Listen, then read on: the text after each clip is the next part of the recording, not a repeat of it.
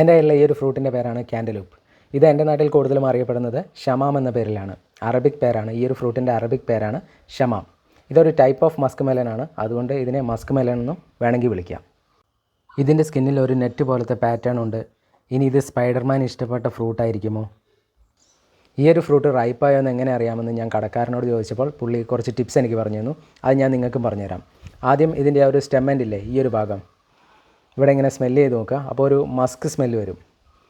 അതായത് Musk മെലൻ്റെ type ഒരു smell, ഒരു ഫ്ലോറൽ സെൻ്റുള്ള ഒരു സ്മെല്ല് വരും. അങ്ങനെ സ്മെല്ലുണ്ടെങ്കിൽ ഇത് റൈപ്പായിട്ടുണ്ടെന്നാണ് അർത്ഥം. പിന്നെ ഇതിൻ്റെ ഔട്ടർ സ്കിന്നിന് ഒരു യെല്ലോ ഷെയ്ഡായിരിക്കും. ഇപ്പോൾ ഒരു യെല്ലോ ടൈപ്പ് ഷെയ്ഡല്ലേ, ഇതിപ്പം പാകമായിട്ടില്ലെങ്കിൽ ഒരു ഗ്രീൻ ടച്ച് ഉണ്ടാവും, ഒരു ഗ്രീൻ ഷെയ്ഡ് കൂടെ ഉണ്ടാവും.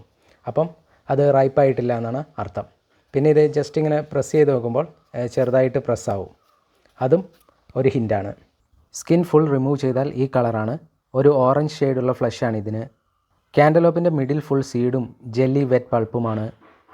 സീഡും പൾപ്പും ഒക്കെ മാറ്റിക്കഴിഞ്ഞ് കട്ട് ചെയ്ത് വെച്ചപ്പോൾ ഒരു പപ്പായ ലുക്കൊക്കെയാണ് എനിക്ക് തോന്നിയത്.